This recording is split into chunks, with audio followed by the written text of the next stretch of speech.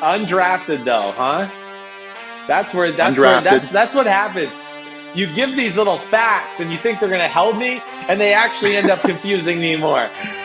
Oh yeah, baby! It's Chris Simms Unbuttoned. It's Paulie Baymeister. It's Chris Simms, and you know when Paulie's in the seat, what do we got? We got quarterback Jeopardy on the list today. I'm always pumped about that. And then, of course, we got 4 more quarterbacks to talk about on the Chris Simms Top 40 Quarterback Countdown. So that'll be good. Hard-hitting stuff. Paulie B, what up, man? How you doing? You know, my unbuttoned morning got off to a better start than last week, Chris, because at this point last week, you were still changing your mind about a couple of the quarterbacks. I think it was Teddy Bridgewater and Jimmy Garoppolo. I didn't get any of those alerts this morning. Everything this morning is the same as last night, so it's already a better unbuttoned day. It's already in. You know, I think I'm trying to think, and I know Pete Dimalittis is listening to us right now, but yes, at sometimes the night before something comes out on my close ones, I can switch it. I believe that is the only one I've switched so far, the Teddy Bridgewater one. There might Sounds be right. one other one that I might be blanking out on. I'm trying to look at my list here. But I think that was it. I think so far, like I said, to start this exercise out, I feel better about it this year than any year I've ever done it because, like I talked about it with you, I talked it out a lot with some really important football people, whether it was my dad, my brother, a few coach friends who hey, look at, how would you talk? What's, you know, if you look at these 5 guys here, what's your thoughts on them and stuff like that, to where I feel about as good as I've ever felt doing the exercise, and I don't think there's going to be a lot of changing these around, you know, going forward. So you don't have to worry, big guy. You doing good? Doing great. Yeah, this really nice run of weather here up in the Northeast has made all things about life just a little bit better. And even though you feel really good about your list, as always, there are some people out there who like to disagree, who like to pick a little fight with you, maybe press the buttons. As it relates to the last 4 you revealed with Ahmed late last week, and that was 26 through 23, I've got some questions, some topics to bring up here from our social media friends. Let's start with the fact that Joe Burrow, the number 1 overall pick out of LSU, came in at number 26. Arjun says he isn't going to have 6 seconds to throw a football anymore. Was LSU's O-line really that bad? They won the Joe Moore Award as the best O-line in college football. Yeah, it was that bad, you know, and again, I don't know what else to say. For the top quarterbacks in this draft, it was the worst pass protection there was. You know, and again, stop looking at awards, everybody. I mean, the awards that go on in this nation and sports now are, okay, whose team's the best? Oh, their team's the best. Okay, let's pick the players from that team and give them all the awards. I mean, that's what goes on. So, no, you know, I know he's going to have certainly some protection issues. There's definitely Cincinnati. That's a work in progress. It's a team or an area that they need to improve on their team. But I think that's part of the reason you draft Joe Burrow. Is one of his greatest strengths was his ability to make plays when people were around him or the protection failed him. So I really like that aspect of it. I mean, I didn't know they won that award. I didn't, you know, but I don't know, guys, you know, hey, whoever asked that question, I'm forgetting right now, go back and watch the Final Four. I mean, you're going to sit there and tell me the pass protection was good against Oklahoma or good against Clemson? I mean, there's people running free every play. So, yeah, I don't worry about that. And, you know, is there anything more to answer about that question? We can move on from Joe Burrow, actually. Okay. It's nice to know we got the juices flowing. We got the you know me. It doesn't take much already to get these juices going. Don't you worry. 2 to 3 minutes. How about in. a nice warm cup of shut the f*** up, okay? I need one of those mugs, actually. We'll get you one. Send those up. Send at least one of those up this way. I got some connections. I can figure it out. We'll get it done. Your name's on the mug. I would hope so.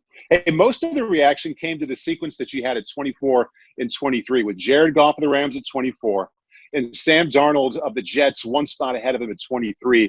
This is just one example of some of the sentiment that set off. This is from Aaron.Everson1. He says, Goff is coming off 3 consecutive winning seasons, 2 division titles, an NFC title, and a Super Bowl appearance. No way is Darnold better than him right now. Your response? I know. Yep. Well, I know. Hey, Congratulations to the rest of the Rams team for not doing anything. Jared Goff carried you guys the last 3 years. Aaron Donald, you suck. Stop getting – you overpaid chump. Jared Goff's carrying you. Again, here we go into team accolades, and my thoughts on that, where we're going to give one guy all the credit. Nobody else. Sean McVay, you didn't do anything, blah, blah, blah, blah, blah, blah. Okay, listen, I understand it was a tough one. That's a close one. I get it. And – yeah, there is the experience factor and the fact that the Rams have been good, and that's this big, shiny object to go, oh, gosh, the quarterback plays great. They're winning. They're doing awesome. Listen, he's done very well, and I certainly don't want to disrespect Jared Goff. I do have respect for him. This is not an easy exercise. But at the same time, again, tremendous supporting cast, tremendous playmaking defense, and – my concerns with Goff when McVay and the offense this year, when it did struggle and McVay couldn't crack the code and expose teams, Goff is not the type of talent that is going to make things happen when the offense is struggling. I've seen more evidence of that from Sam Darnold than I have Jared Goff. And, I know Jared Goff, people are going to go, well, what about the experience? All right. I know he's got a little edge in experience, but Sam Darnold has more of an edge in playmaking ability, and for the experience Jared Goff has, it's not as great of a gap as you would think with Sam Darnold. Sam Darnold knows how to play the game pretty damn well. He knows when to throw the ball, when to slide, when nothing's open, get it out of your hand, okay, live to play another day. I can go back to some Jared Goff stuff and go, oh, here's a 2nd and 1 against Cleveland. He's running a bootleg, and he slides before the first down or some bad interception. So what I'm basically saying is just the experience didn't outweigh the other factors of Sam Darnold's playmaking ability in the pocket, his ability to make more happen when nothing's there. And when protection does break down or the pocket's not perfect, Jared Goff really struggles and Sam Darnold thrives. So that's where it's tough. And, I understand it, and I know there's people that are going to push back against me. I realized this was going to be a big topic when Jared Goff comes out in the mid-20s because, again, this is like my new goal in life. It's just to show everybody it's not always about the quarterback. You can win a Super Bowl with the 24th or 25th or 26th rated quarterback in the NFL if you put the right team around him. And I think the Rams have shown that. And I still think Goff can win a Super Bowl and do good things in his career. I'm not trying to take that away from him. You can at least get to a Super Bowl in the NFC with the quarterback ranked in the bottom half, according to you, which maybe is a hint toward what is coming up in our rankings of the four guys we're revealing today. You talked about the worst quarterback in football won the Super Bowl in 2015. The worst. His name might have been the most popular, but he was the worst. And he was the worst statistically and literally. And that was Peyton Manning. Which one are you talking about? Peyton Manning. Yeah. Yes. He was at a 34 rated quarterback. He was number 34. He couldn't make plays. He left yards on the field. But what did they have? They ran the ball okay. They played great defense. And they kind of managed the game. And Peyton managed the game. And they won the Super Bowl. So, people can get over that because it's Peyton Manning and he's one of the all-time greats. But when they won that actual Super Bowl, he was nowhere close to all-time great level type play at that point. That's all I'm trying to say. I didn't mean to cut you off. Sorry, man. No, that's the ultimate example. I mean, this is a fun list to talk about, but when you throw that out there and you consider Jared Goff and Jimmy Garoppolo, who's going to show up here soon, also got their teams to the Super Bowl, it doesn't make this list any less fun, but maybe it makes any list of quarterbacks less significant if you realize in the last few years some of the quarterbacks who've gotten their team to that final game. Exactly right. Exactly right. That's the point. You're right. And, I know I say this all the time, and I'm sick of saying it, but, you build a team, you can make an average quarterback look really good. You can. And you certainly don't need a superstar every time to win the Super Bowl or do that. Again, I always go back to my old Eli Manning beat Tom Brady twice. Is it just because he's better than Tom Brady? No. My dad beat John Elway. How the hell does that happen? I mean, John Elway is one of the 2 greatest quarterbacks ever. My dad's not in the top 20 or 30. How does that happen? So, that's the points, and I'm just trying to shed that knowledge and light onto everybody a little bit. Who's John Elway sharing that spot with? If he's in the top 2, who's with him? Well, I think Aaron Rodgers is the greatest quarterback I've ever seen. That I still stand by that. My all-time top five still would probably be, this is where it's Rodgers, Elway. I think I would go with Brady, then Manning, and then I'm always in between Brett Favre and Dan Marino for number 5. And today I'm feeling a Dan Marino day, so I'll put Dan Marino 5. Can't go wrong there. You cannot go wrong with number 13 in the all-time top 5. Okay, so that's a little peek back at some of the opinions that you got out there going 23 through 26. And again, it was Darnold 23, Goff 24, Locke 25, and Burrow at 26. Bringing us to today, our next 4 quarterbacks are 22 through 19. We kind of work our way into the top half of the top 40 quarterbacks. Little hint of what's coming later because we'll have some second-round quarterbacks on this list here. Quarterback Jeopardy today has to do with second-round quarterbacks in NFL history. All right? Okay. I like that. I'm already scared because my brain just went to second-round quarterbacks, and I was like, what? I can't pull any up from my brain right now other than like 1 or 2. So I'm a little scared, I'm going to say. All right. But I look forward to it. It'll be cool. There's some pretty awesome names from recent and also from way back when, second round. A lot of second-round quarterbacks who have their names out there, some for good reasons and some for not so good. Okay, let's kick this thing off at number 22. Name is on your list. Daniel Jones. We're staying in New York, baby. DJNY. That's what I call him. There's DKNY, right? Like Donna in New York. Well, This is Daniel Jones, New York, all right? It used to be DJNY like Derek Jeter, New York. Now it's a new DJ in town. But, yes, Daniel Jones, to me, blew me out of the water in his rookie season. First off, we're talking like elite, high-level thrower, passer of the football. And I know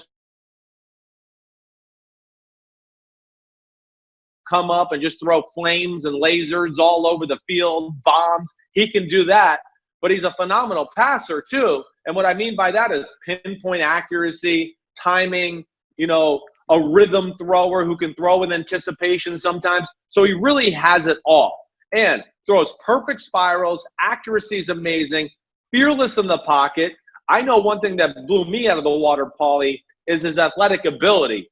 I saw a little of it at Duke, but man, this past year, when there was some times when there a hole parted, or a hole presented itself, man, he can rip off 15, 20, 30-yard type runs. He's that type of an athlete. So he was the only one with Kyler Murray to average over 6 yards per carry last year of that rookie. There you go.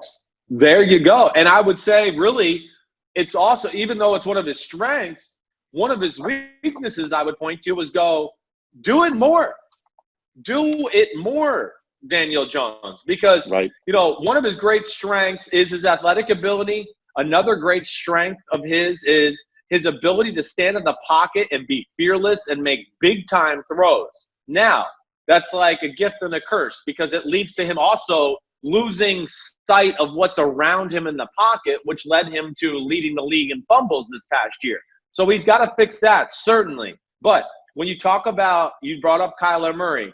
I mean, rookie quarterback, Saquon Barkley was banged up a little last year. They didn't have a great offensive line for the run game or the pass game. You take over for a legend at quarterback, and then you don't have necessarily the greatest supporting cast around you. Evan Ingram in and out of the lineup. Sterling Shepard in and out of the lineup. Golden Tate suspended for a number of games.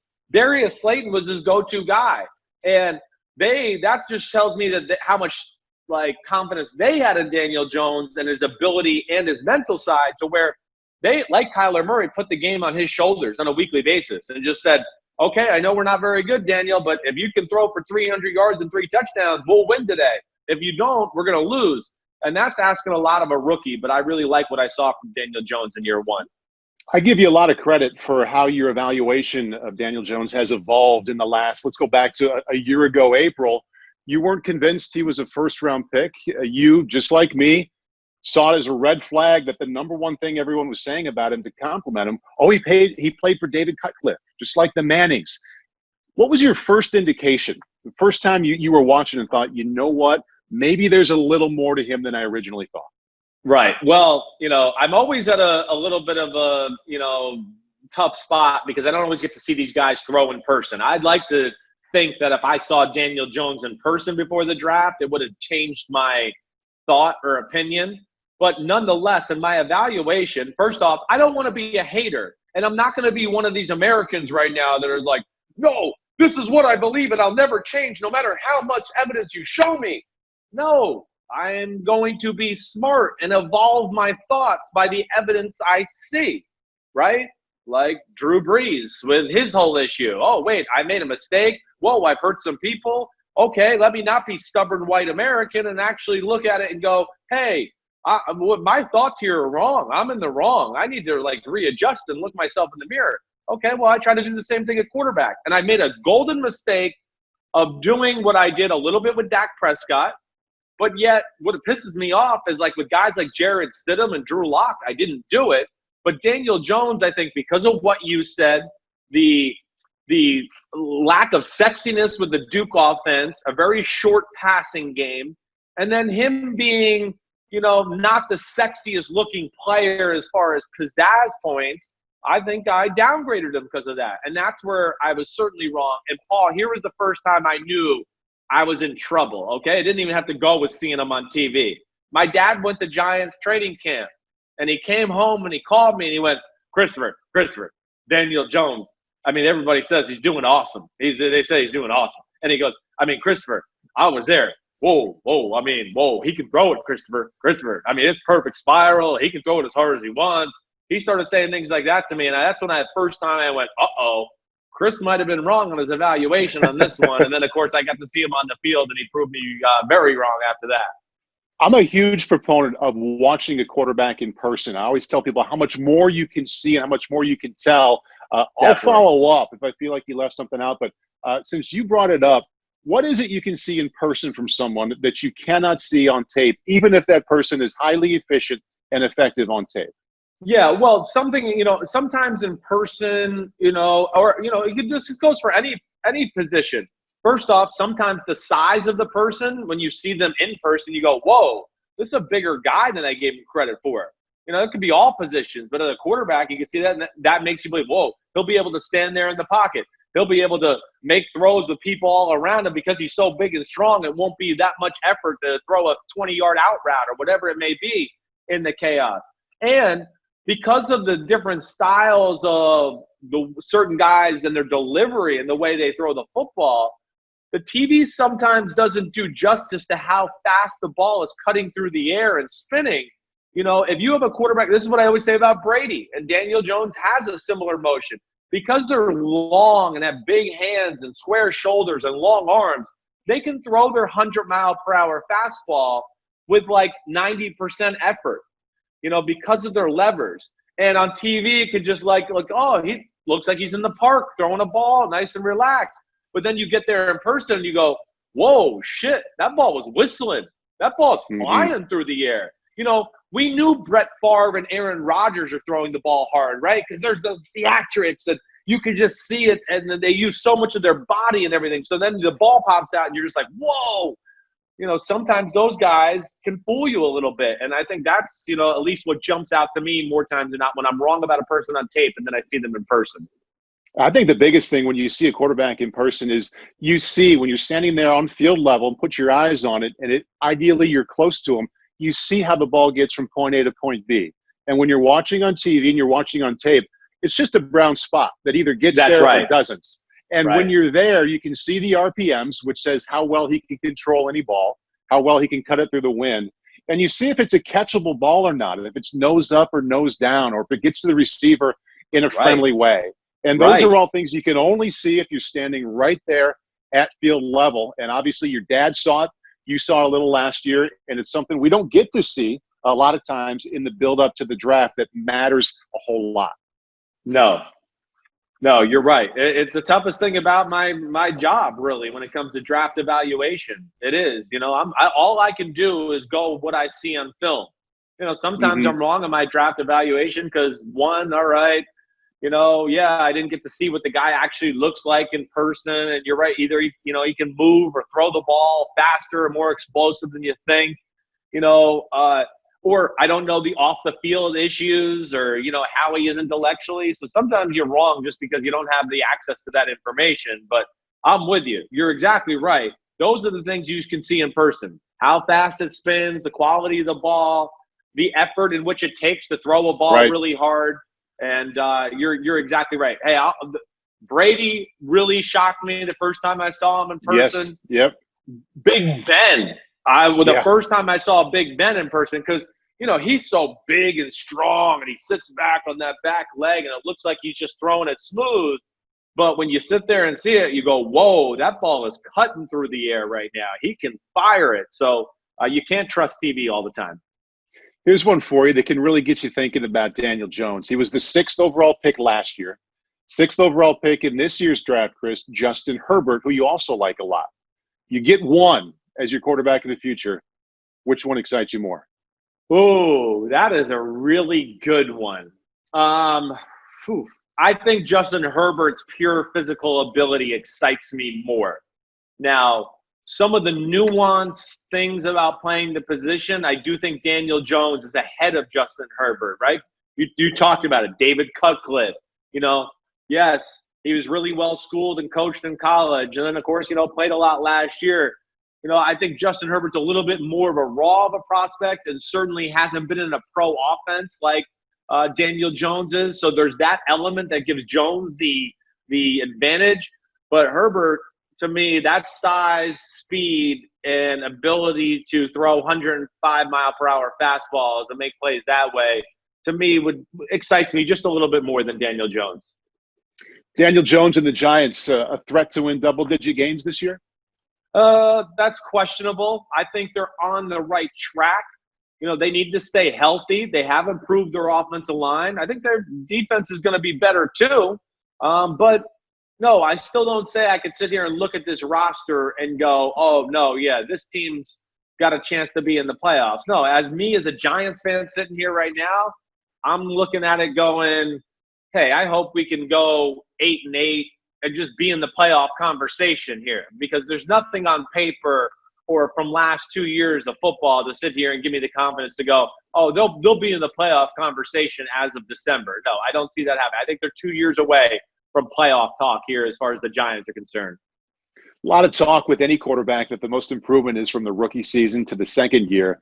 Now he has former Giants quarterback Jason Garrett, basically a decade being a head coach in Dallas behind him, can just focus on that offense and Daniel Jones' improvement. You think about Jones with Garrett, what's your first thought? Oh, I first off, I like Jason Garrett's offense. People, like to crap on it a lot. I understand that. But it still was the number one offense in football last year. And people need to get away from Jason Garrett when he was the head coach and stop putting him in the box of that was his offense. No, it wasn't always. They had Scott Linehan some of those years we were all complaining about their offense and things like that. When Jason Garrett was strictly an offensive coordinator, they did some pretty special things down there in Dallas. Even when he was calling the plays as the head coach too. He got out of it because he mismanaged some game situations because he was so worried about the offensive game plan and things like that. And that's ultimately what made him change. But I think Jason Garrett's offense, it's got everything. It really does. And I think the fact that he gets to sit there and just hone in on that and what Daniel Jones can do is exciting for Giants fans. All right, Daniel Jones from unranked last year to number 22 this year, bringing us to quarterback number 21. Oh, baby, we're going to Cleveland because I believe in. Yes, sir, Baker Mayfield. What's up, Baker Mayfield? He's coming in, quarterback of the Cleveland Browns. And, Baker Mayfield certainly wasn't his best year in 2019. I know that. But, the one thing, Paul, that I go back to, and I know he threw some interceptions, and that's concerning, and we'll get into that here in a minute. But the one thing I really, when I went back and watched the film, and really why I have him here is, man, does he make a lot of game-changing throws. That's one thing he does. Flips field position or, the offense can't get it going, and he makes a big throw down the middle of the field or deep down the sideline to kind of flip the momentum of the game. And that's what I like about Baker Mayfield. Awesome in the pocket. I mean, he's like Manny Pacquiao, how he can dance around the pocket and buy time, and has a great knack for also seeing down the field while he does it. phenomenal thrower of the football on the run. It's a big-time arm, Paul. I mean, it's in the conversation for one of the 10 best arms in the sport. Now, within that, it also brings some of the weakness, too.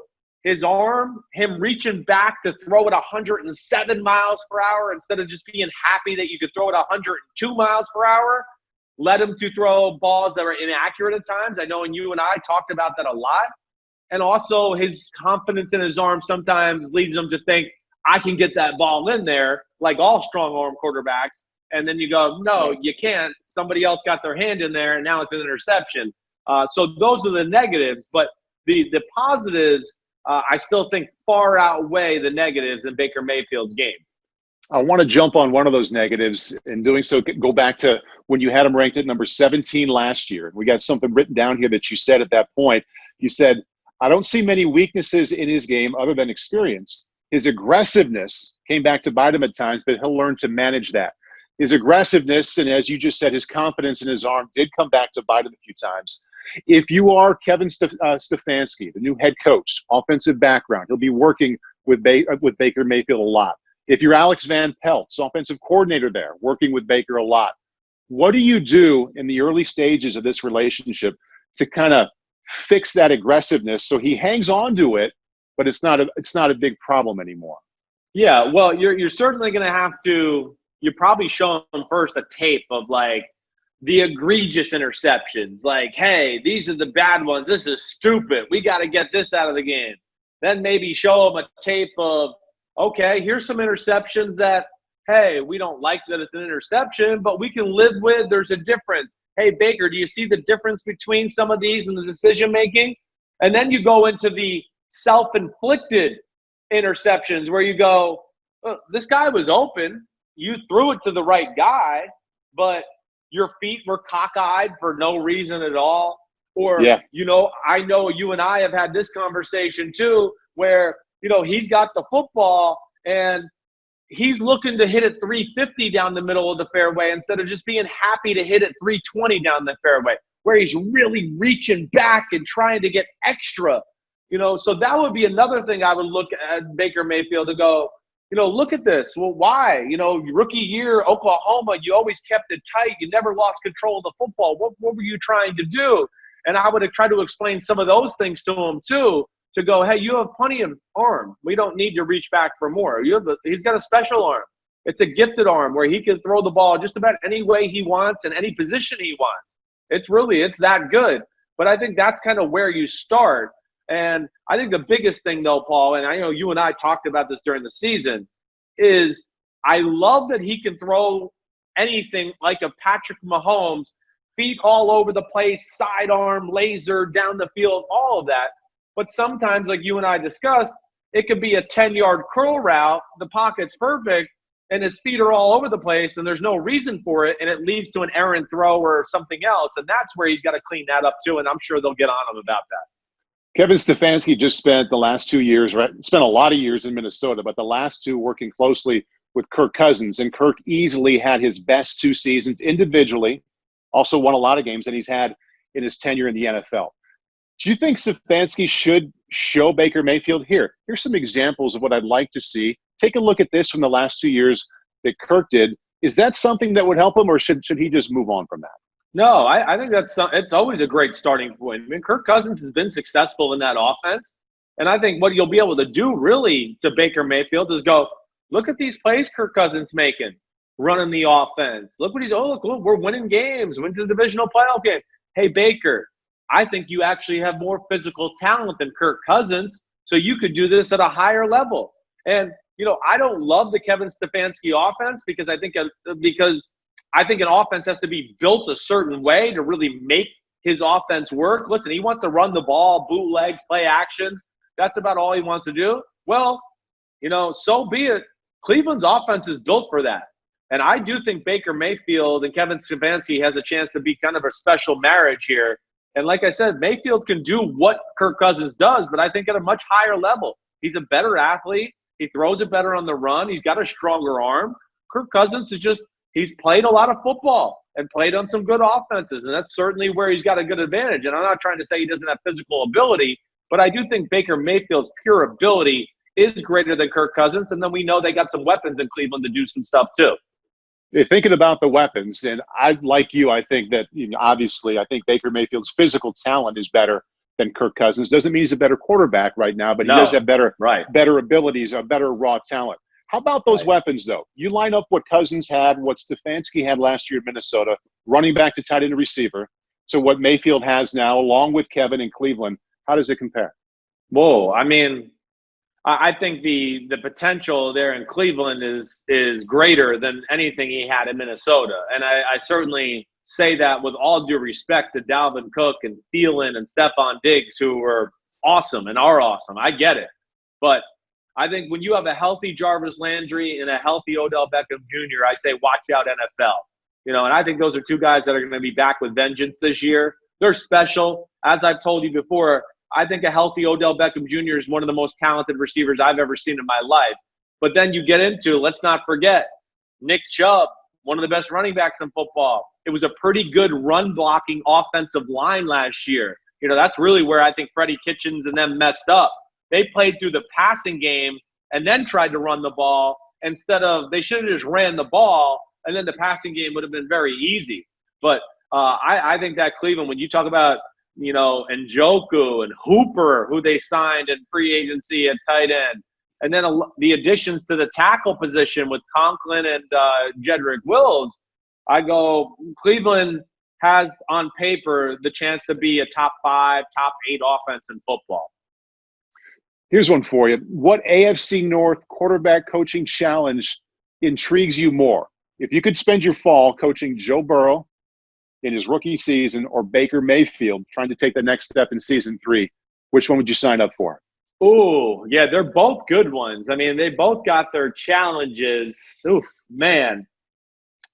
I guess I think what would inspire me more, I love Joe Burrow, don't get me wrong. It'd be really cool to work with him.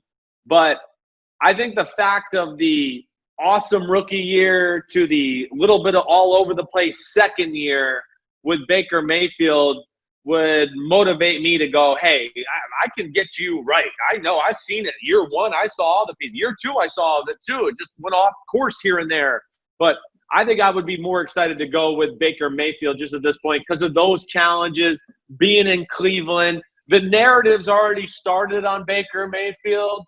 Oh, if he doesn't have a great year this year, do they need to draft another quarterback? Are you kidding me? No.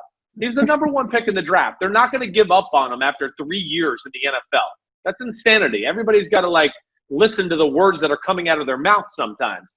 But I think, yeah, it probably would be more excited with everything that encompasses Baker Mayfield, and some of that talent around him would excite me more than maybe Joe Burrow in Cincinnati. Would you pick that over spending all this time with Florio, myself, and Ahmed? Oh, not even close. You hesitated. The hell was slight you hesitation. 3? I mean, I can go hang out with Jarvis, OBJ, Nick Chubb, Baker Mayfield. Crowd. I mean, you guys are cool, but you're not as cool as them. Sorry. Understood. We'd miss you, but we'd pull for you. I definitely understand why you departed. So 22, Daniel Jones, 21, Baker Mayfield, bringing us to the top 20 now. Your top 40. Who do we see? You got me? Good. Sorry, you glitched out on me there. I wasn't sure if you got it. All right, so sorry. Number 20 is, oh, no, a guy that was in the Super Bowl. Have I messed up in my rankings? There's no way he could be number 20 and also be in the Super Bowl, and that's Jimmy Garoppolo. Jimmy Garoppolo, San Francisco 49ers. And, Jimmy Garoppolo, where do I start? I think if I'm going to start with the things I like, first off, incredible quick release. Love his ability to throw accurate throws with cockeyed feet and feet all over the place in the trash of the pocket. I mean, he's really good at that. He really is. Has good movement in the pocket too, just to buy time and find a little alley to throw, all of that. Very accurate in the intermediate to short passes. He can pinpoint it. And he can throw the ball from different arm angles too. Those are the positives that jump out to me. Now, the negatives, hey, there's some times of some head-scratching decision-making. There's lack of big-time power throws. If you watch Garoppolo and the 49ers, a lot of the throws are right down the middle of the field where I want to go, yes, that's nice. I get it. But, Johnny from Ramapo High School would hit that one too. I'm not going to sit here and be like, oh, my gosh, how did you do that? Okay. So I look at that as, somewhat of a negative. But, the big thing is the number one detractor for me is not a phenomenal athlete as far as he's not going to run for you and get first downs, but he's a below average, down the field thrower or power thrower, Paul. That's what bothers me. As quick as his releases and how he doesn't need to step into throws to make throws, when it comes time for, hey, the pocket's clean and there's a 20-yard out route and I need you to, step on the pedal a little bit, man, the ball can flutter. It cannot get there. It gets batted down. And it's a lot of times because he throws the ball flat-footed instead of getting his feet underneath them or getting a hitch step involved. And those are some of the problems that lead to some of his negative plays on the field. Do you think because of that Kyle Shanahan is limited with that offense that you really, really admire? Well, I think probably Kyle likes to throw the ball over the middle regardless. We know that. I mean, that's which he does really well. He does. He's the master of it. Exactly right. Yeah. And Garoppolo, because he's a pretty twitchy athlete, he can play action pass, whip his head around, pop his feet, and, get the ball out of his hand that way really quick. But, yes, I would think just with Kyle Shanahan, you look at the results as far as throwing the ball down the field, throwing the ball outside the numbers, they're a little underwhelming. And I would think that leads Shanahan more to trying to figure out more ways to throw the ball over the middle of the field. Well, that's great, but see what happened. What happened? We saw in 3 playoff games, teams kind of go, we know you like to work the middle of the field. And because of that, we kind of saw 3 underwhelming games from Jimmy Garoppolo in the playoffs because of that, right? And I think that's because his ability. Yeah. Well, 2 of them statistically in his defense, they were running the ball so incredibly well that his numbers there's no doubt. Were very limited. Super Bowl, I'll give you that for sure. Super Bowl was questionable. Yes. Well, and, also don't forget this. In the divisional playoff game against the Vikings, too, they weren't running the ball like madmen until they realized Jimmy Garoppolo had thrown about 3 passes that should have been intercepted that were dropped. And then it was like Shanahan was like, okay, I've seen enough for today. Let's keep running the ball. And they had success and did that. So, but you're right. And listen, it's not always easy to play quarterback when you play with an offense that run, and do all that. But I think you got to have some trepidation. And listen, the 49ers obviously have a little something there as far as, they didn't love Jimmy Garoppolo's play from last year, or they wouldn't have flirted with the Tom Brady conversation. John Lynch has come out and said that they thought about it. Yeah. Well, they thought about it because they thought, I would think, that Brady's better than Jimmy Garoppolo at this point. Now, I don't know if it'll be 2 years, 3 years from now with Brady at 42, about to be 43, but I think that speaks volumes in itself. The fact that they were thinking about that. Yeah. Right. I agree. But it's one thing to realize in any special situation, take a step back. You're like, okay, hold on. This is maybe the best quarterback of all time who looks like he could have a couple more good years left. This is his hometown. Maybe we should consider getting this guy. That's one thing. It's a whole different level with your quarterback to think maybe we don't have our quarterback of the future. Do you think that's where they are? Well, I don't. I think this year is going to dictate that. I think that's still up in the air. I heard Kyle Shanahan say last week that he thinks Jimmy Garoppolo has the talent to be a top 5 quarterback in football, and I agree with that. But just like we talked about in the playoffs, or some key third downs in the Super Bowl where I'm going to go, hey, George Kittle's wide open. It's a first down, and maybe you win the game and it's over. And I don't know why, but he wasn't looking at George Kittle, and I know those plays, and I know he was the first read, but he didn't go there. So I don't know why in that aspect. But, I understand what you're saying. It is something to say that when a guy like Brady, possibly the greatest of all time, hometown, I understand that. But I would push back to you and go, it's also really weird to have those thoughts when your team was just in the Super Bowl with that quarterback, and He's Fair kind enough. of young and just about to be in the prime of his career. So there's a little weirdness on both sides of that conversation, Sure. I guess is what we're saying. And spending a lot of time the last couple of seasons talking about Jimmy Garoppolo with you and thinking about the NFC West and how you've talked about Jared Goff and the fact that Jared Goff showed up at 24. There's so many similarities between these two. I want to kind of tie them together a little bit and see what you think. Number one, these are the quarterbacks of the last two NFC championship teams from the same division in the NFC West. Neither one of them played real well in their Super Bowl losses. Right. They're both rated 20 or below. And I think that you believe, and I've kind of bought into this too, they've really benefited from creative, talented signal callers, play callers more than those play callers have benefited from them. So why is these two quarterbacks who are very similar, why is Jared Goff 4 behind Jimmy Garoppolo?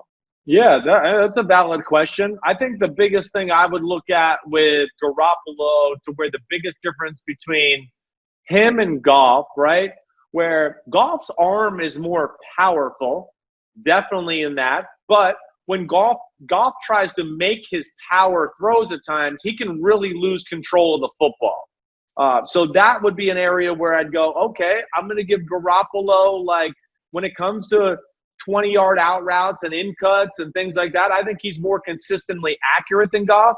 The other thing I would say, too, is Goff is not good in the pocket, and that really bothers me. When the pocket is less than or breaking down and people are around him, because Goff has an elongated delivery, and then also I don't think he has natural great feel where, Garoppolo is amazing at moving around and, here's a guy and throwing the ball this way, and doing that stuff. He's amazing at that. And again, both benefit, like you said, from great offensive play callers. But I think when nothing is there, I like what Jimmy Garoppolo does more than Jared Goff. And I think Jimmy Garoppolo has more artistry at the quarterback position and a little more creativity in the pocket to maybe deliver the football over a Jared Goff at times. That would probably be the reason there. But that's a great question, no doubt. How many regular seasons? Go ahead. I was going to say, it's close. Hey, listen, we're talking about NFL starting quarterbacks, Yeah. 20 to 24 it's close. We're nitpicking. We're picking hairs here. Yeah, and one of the main points that jumps out to me, just like it did last year at this point, these quarterbacks in the 20s are still good. I mean, one would like to have Daniel Jones leading the team, or Baker Mayfield, or Jimmy Garoppolo, right? Right. So, I mean, right. The number, you look at the number and you're like, they're not that good. That's not necessarily the point. A lot of these guys, 20 to 30, you'd feel pretty good about starting your franchise with. Hey, I want to throw this number out there to you. 26. Garoppolo has 26 regular season starts entering season 7. You believe that? I know. That's it. It's crazy. He went Baker into the Mayfield. year with, yes. Yeah, Baker Mayfield, we just talked about, is going to hit his 30s. He's in his 30s already. What relevance? I was just about to say that. Yeah. I know. So what relevance does that have to how you're evaluating Garoppolo? The fact that he's pieced together, until last year, he just pieced together little pockets of impressive times. And now it's year 7, and he's just hitting start number 27. I know. You're right. It's not a ton of experience. Now, you give him a little advantage of experience because he's played with two of the better offensive minds in the sport the last 20 years who have taught him a lot of football and how to play the game and nuances and things like that. So I think that's, probably something I look at there. And, man, I was going to say something else about a point you said there, and I blanked out in the middle of that statement there. But while you're thinking of it, it takes my mind back to one of the main points that I came up with, or that really resonated with me about Joe Burrow. I know it's a different level, but I talked about how much Joe Burrow was able to take advantage of his first season as a starting quarterback and come back in the offseason and really build off of that experience and knowledge and confidence that any quarterback gets when he goes through an entire season as the guy, and he can really gather that information and think about it and come back a better quarterback. This is the first season that Jimmy Garoppolo can do that. Season 7 is his first in that situation. No doubt. And this is where I wanted to go. Okay, two things. Again, you're right. So I would expect a big jump. Two, I also would say this. Another reason, and this goes into my rankings and things like that. Jimmy Garoppolo has a way about him where the team likes him. You've heard the players stick up for him. I know from Kyle Shanahan and the coaches there that he's really loved in the locker room. So there is something like that. Now, I'm not saying Jared Goff is not liked. I'm not saying that. But I don't know if he has the same effect Garoppolo has. I've kind of heard this in both places, in New England and San Francisco. And, Paul, to accentuate your point a little bit more, too, again, you're right. It's limited experience. He hasn't played a ton of football. And I don't care that he's number 20. There is room for improvement. And the one thing he just showed us, hey, listen, he can deliver in the clutch, too. There was a lot of clutch moments last year. I think people got to get the Super Bowl out of their head. I know that was not good. I get it. But, man, Seattle week 17, the Rams the week before that. He had, two 3rd and 16s that he completes to help them win that game. There's a number of games throughout there. Even the regular season loss to the Seahawks, at home. He drives them down late to get back the lead, and the game goes into overtime and all that. So I do think there's a clutch factor that Garoppolo has that I can honestly sit here and say, too, that I think is better than some of the guys that we have just behind him. I don't think he's rattled by any situation, and I don't think he's even rattled by the Super Bowl loss last year. I think he's like, damn, we lost, okay, but I'm moving on and let's go. And I got respect for that because that's the way you have to handle it. And I think that's a big reason why players, a locker room in New England and also San Francisco, they love that in a quarterback. No matter what franchise you're in, that goes a long way when you carry yourself that way. And that's I think he earns a lot of respect from those of us watching and definitely his teammates as well. Hey, but before I let you reveal number 19, I'm going to set up this quarterback at number 19 a little bit with his correlation to Jimmy Garoppolo. Jimmy Garoppolo's second-round pick at 19, the other second-round pick from that draft, he was selected quite a bit higher in the second round and has 68 more career starts already at this point of his career than Garoppolo. So a lot of us could guess who this guy is, but your quarterback at number 19 is? Derek Carr, Las Vegas Raiders. Yeah, and, I love that. That's a great example. First off, that was like my first year being in the business as far as, NFL analyst, ranking quarterbacks, doing the draft, all that stuff.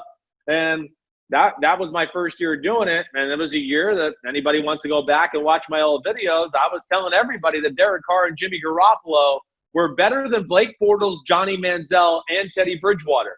But you couldn't tell anybody that because Blake Bortles' team was undefeated and Teddy Bridgewater's team was really good. So how could they not be really good?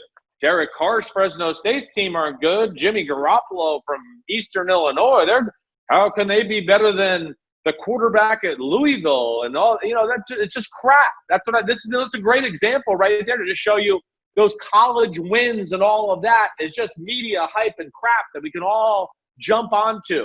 But getting back to the point, I'm sorry. Derek Carr,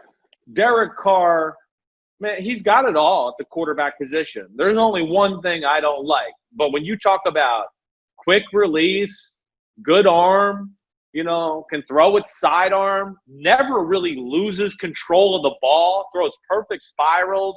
You don't ever see like Derek Carr throw an interception and go, whoa, that missed the target by like 7 feet. No, he might make a bad decision where you go, oh, that was stupid.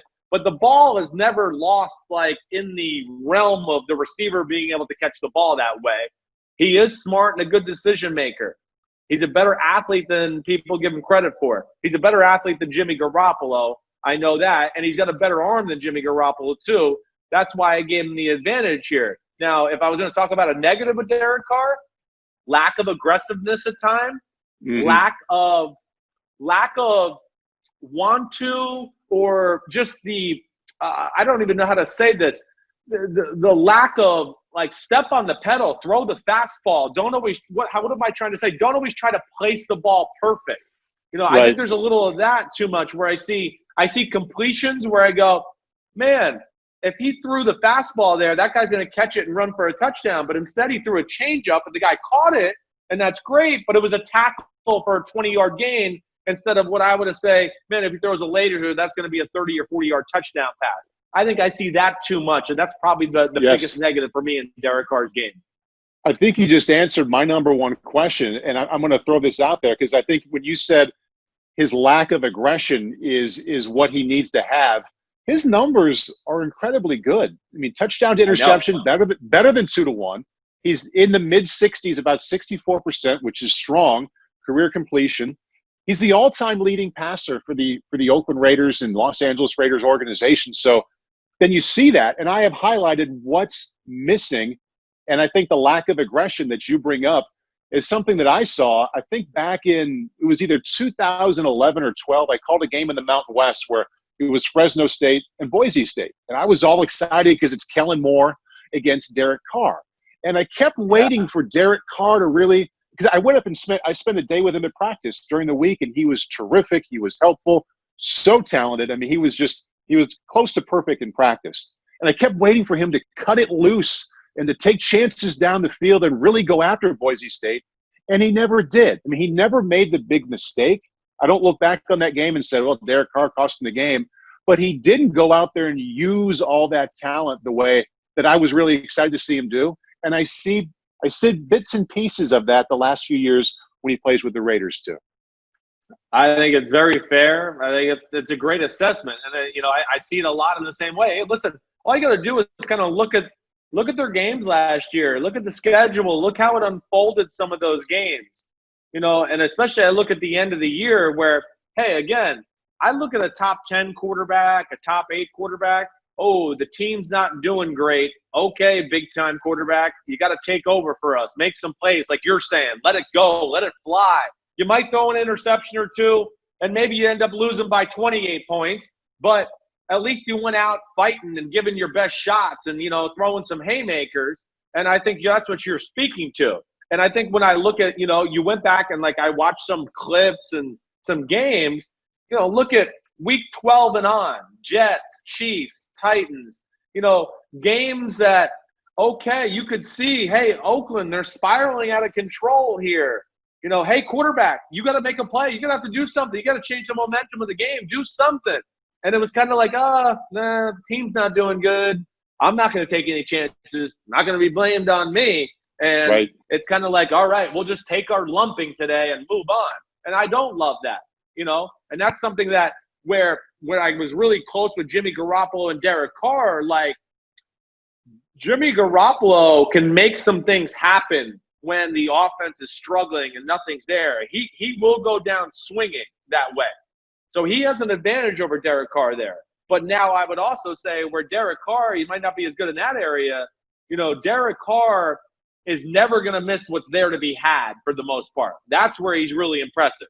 If Gruden gets somebody open by 3 inches, bam, he throws the ball in there and hits that 3-inch spot all the time. Garoppolo might miss a few of those. So there's a little bit of a difference where Garoppolo, you might go, hey, here's some throws. Hey, you should hit this. So this guy's open. Or blah, blah. He might miss them.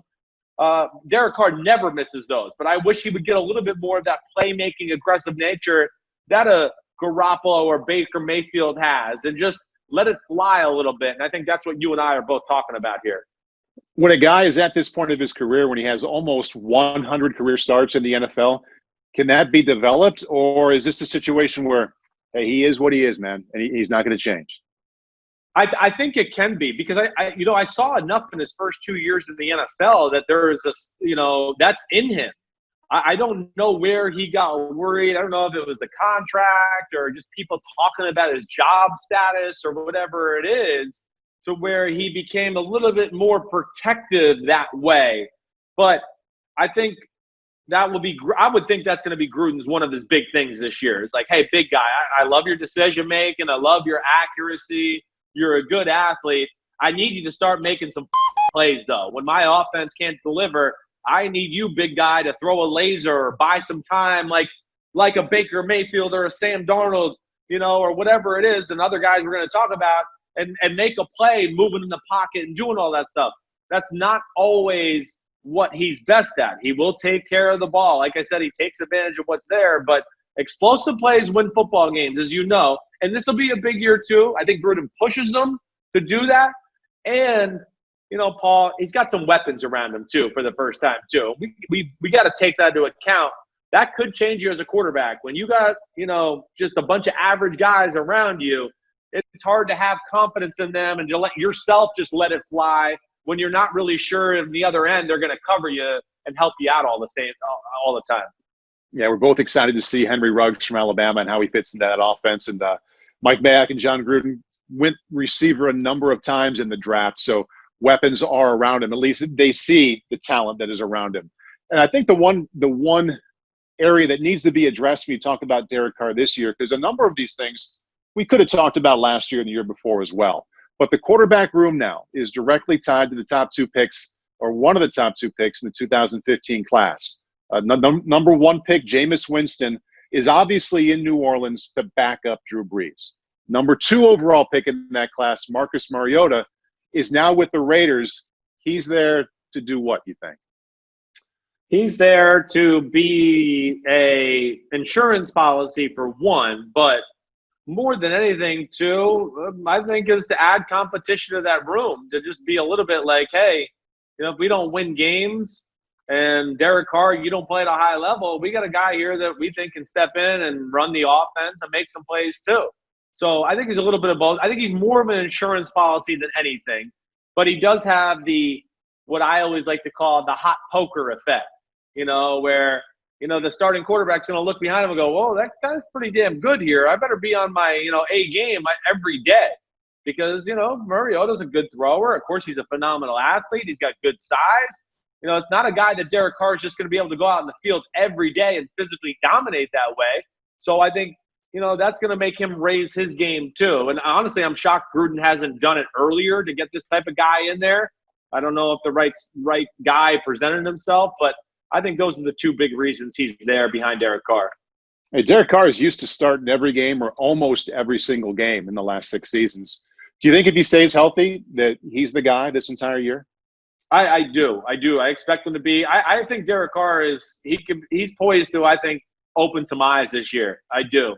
When you talk about, Darren Waller, one of the better tight ends in football, Josh Jacobs in year 2, they already had a good offensive line. They got Nelson Aguilar in free agency, and I know that's not like, whoa, oh my gosh, but it's still a good player that's going to be a good target for him. And then you add in the Henry Ruggs factor like you already brought up. I would think this is going to be a much more explosive offense. I would have to think Gruden and Carr went back to watch film last year and just realized, man, you can't be run the ball for 3, throw the ball for 4, run the ball for 3, throw the ball for 4, and think you're going to beat the better teams in football that way. No, at some point, somebody's got to rip off 40 or 50 yards to take some pressure off of your offense and get points on the board. And I would think that would be a main focus there with the Raiders this year. Those are 4 quarterbacks of the day. Daniel Jones, 22. Baker Mayfield, 21. Jimmy Garoppolo, 20. And into the top 20, Derek Carr at 19. It's going fast, man. Must mean the summer. It really is. Right? We're I know. well into the summer months if we're at number 19 already. I'm getting there. I can't, got a few more weeks, and I'm actually going to have a few weeks off from work. I'm excited about all of it. That's what I know. When I'm getting down to the bottom of my quarterback rankings, I know my summer break's coming around the corner too. Well, even when you're off, I'm still texting you about quarterbacks and politics, so you're not free of that. No, you never. When you're Chris Simms, you're never – who can ever be free of politics in our country right now? It's just all-consuming, no matter what side you're on. And then, yes, when you're Chris Simms, quarterback conversations are always right around the corner. One way to stay away from that is to think about quarterback Jeopardy, all right? That's where we are at this point of the show. And as I said, it's about second-round quarterbacks. Tied it into Jimmy Garoppolo, second-round pick, Derek Carr, second-round pick. So here we go for 100 points. You ready? I'm ready. I'm a little embarrassed. This is a little bit too easy, but I want to start you out with the confidence and go jog before we run. Okay, 100 points. His first career pass was a pick 6. His first career completion the next season with a different team was a completion to himself.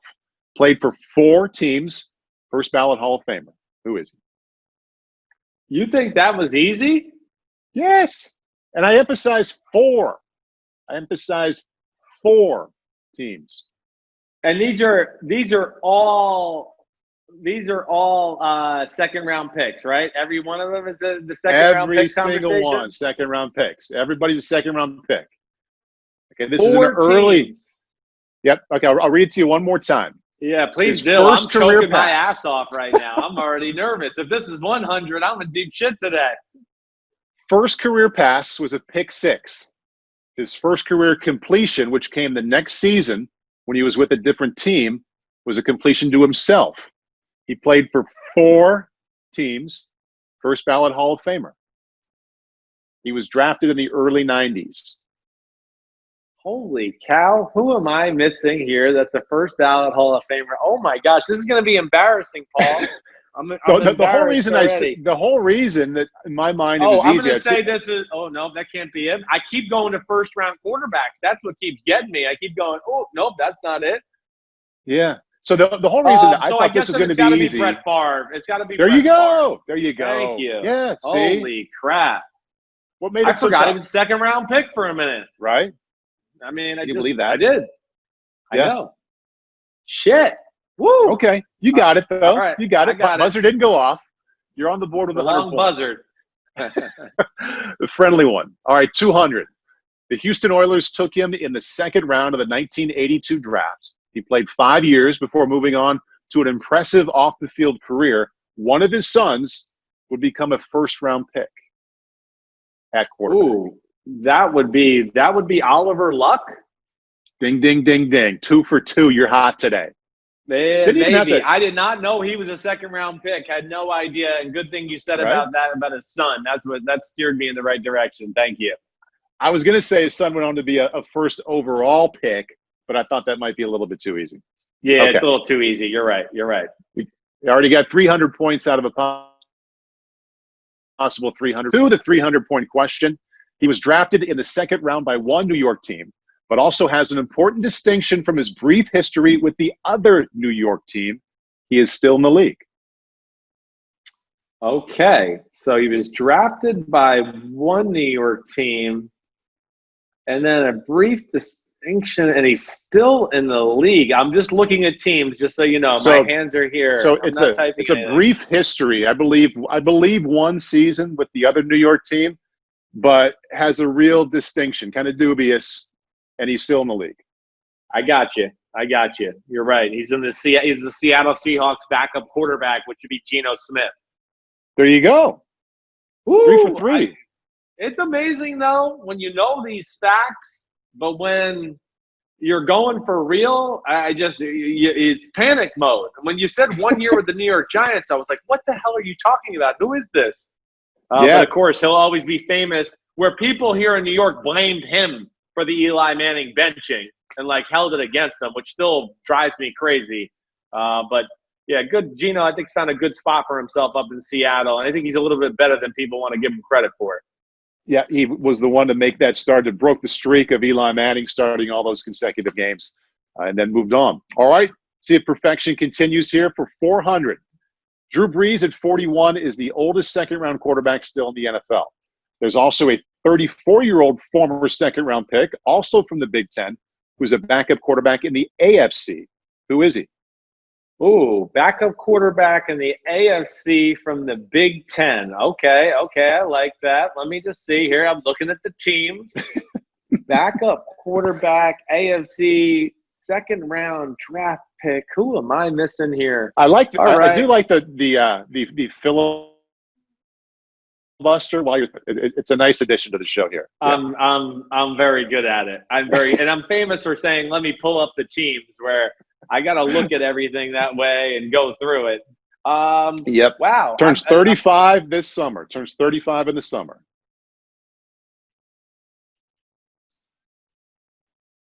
What? Who am I missing here?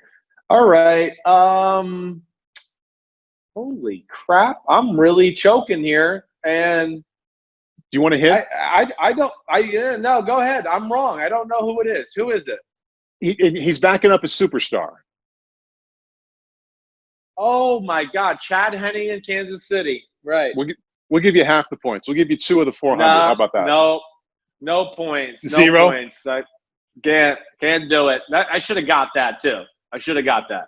You know what? I thought of Kansas City real quick. I went to Matt Moore in my brain real quick. So I'm 3 for 4. Look, and Pete Dibble He says no now way. he's chiming No in. way.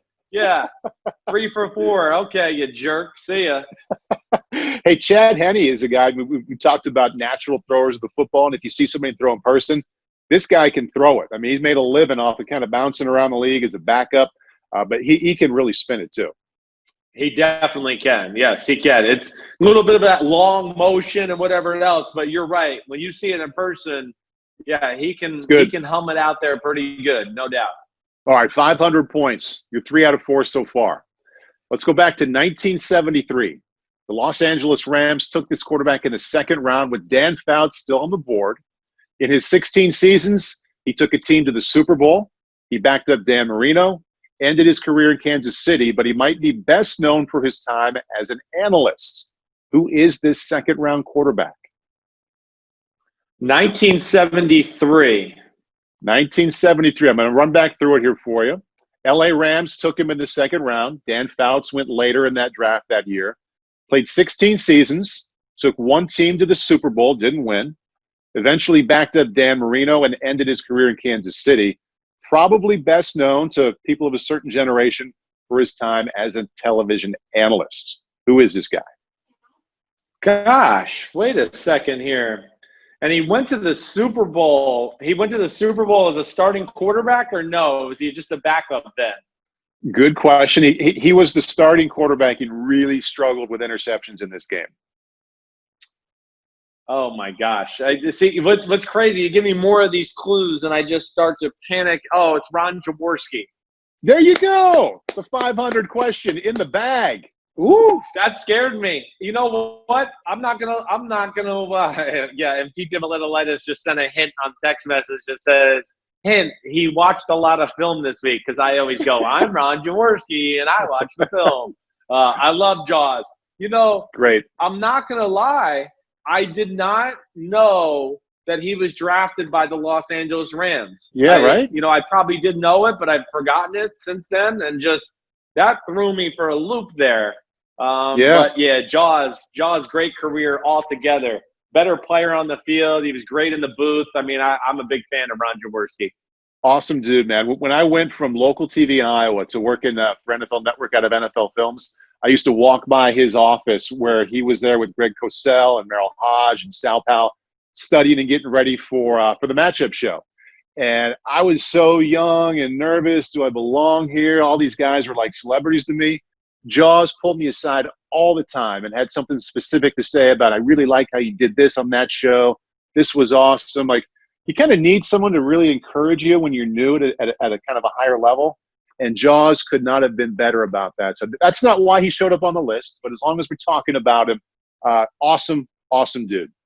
Awesome dude. Always got a smile on his face, always happy. Couldn't be a nicer guy. And, you know, what was he? He was the Polish rifle. Is that what they called him? That's right, yeah. Back in the day. Yeah, he can sling it. You know, and then, of course, when I was a young kid, he got supplanted because I was young when he was really thriving in his career and all that. But in the mid-'80s, that's when I really got into football and really understanding it a little bit and all that. And just as I was kind of getting a clue, you know, Jaworski was getting pushed out the door by Randall Cunningham, who was about to take over for the Philadelphia Eagles. It was a lot of fun to watch, too. I've got a bonus question. Now, you did so well. You got 4 of the 5 and the 500-point question. You don't have to accept the bonus at all. You can quit while you're hot. Nah, let's go for it. I'm not one to – let's do it. All right. Back in 1997, the first quarterback taken was Jim Druckenmiller. The third quarterback selected, Heisman Trophy winner Danny Werfel. In between, the Pac-10 Player of the Year and Rose Bowl MVP was selected in the second round. You played 10 years with 2 teams. You have a shared history with one of those teams. Wow. I mean, I was going to say Cade McCown right off the bat. Good guess. That doesn't sound like it's it. And Cade was a first-round pick, believe it or not. He was. You're right. Yeah. You're right. He was. So this is a second-round pick, 1997, Pac-12 Player of the Year. In between those guys, who were we missing in that time period? All right, I don't know, but what college team was it? Go ahead. Let me just go from there. I'm Arizona State. Oh, Jake Plummer. Jake the Snake. Yeah.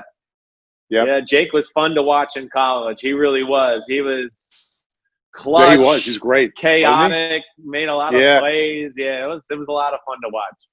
I had that initially in as a 300-point question, but Pete Dilemma-Lamalitis said go with the Geno Smith one. So. Yeah. See, that litis guy, you can't trust him. See what he did? Those are good questions, though, today. I really think they were very good as far as the hardness and the difficulty each one. I'm mad I didn't get Chad Henne. I choked on that one, but thanks for having a real nice, favorable buzzard to let that time go so I could talk it out a little bit. Thanks there, Alex Trebek. And I think that you getting 4 out of 5 is perfect because you feel good about yourself, and I feel like, well, he got most of them, but he didn't get all of them. Because if you get all of them sometime, I'm going to have to make them really difficult the next time. Yeah, you do. You're right. And don't be scared. I mean, if you want to go harder and make me look like a total idiot and I go, 2 for 5 or 1 for 5, that's all right. I have no ego. Ego is the enemy, as they say. I try not to be held to the ego and deal with that. I know I don't know everything. This is fun. I like doing it, Paul. You the man. It's nice to have a little bit of an ego, but have it beat down each year. So you're 39. Wait till you're 49. Like hanging on to the ego it gets harder and harder. Yeah, I'm sure. Yeah. Well, I work with a guy that's 55 who's got a big ego. He just had his birthday yesterday. His name's Mike Florio. Florio, that's right. What'd you get him? Mr. I didn't get him anything. I said, happy birthday, you old crap. That's what I said to him. That's all he's getting from me. You've been to his house, right? No, been to his house? I've not been to his house. He doesn't need much. He doesn't need much. I'm here to tell you. He's fine. He's living the nice life, all that. But he wants next year for his 56th birthday, he wants me to get him a Lawrence Taylor signed jersey who was 56. So I'm going to have to start working Big Phil for that one right now and have Dad call LT and see if we can get that done. Why don't you get him a weekend with LT? Whoa, I don't think he's cut out for that. I don't think he's tough enough and can hang with LT that way. I don't think that's happening. All right. Might make for a fun Monday PFT, so just throwing it out there. Oh, yeah. Well, I would love to get him on PFT. I'd just be scared of what he might say, He'll swear and cuss and do things like that. So he might end up getting us both fired. I don't know. But good stuff today, Paulie. Good stuff. Thank you. Good to see you. Good seeing you too, big guy. Say hi to the family. Thursday, we got another podcast coming up with Simms Unbuttoned. We're going to hit more quarterbacks. I think I got Big Phil coming on Thursday. Him and Haw complain about it until then, so I'm not 100% sure. But more to come on the Chris Simms Top 40 Quarterback Countdown. We'll hit all the relevant news in the NFL. And, Paulie, you the man. I'll talk to you. I'll see you next week. Be good, bro. See you, pal. You too.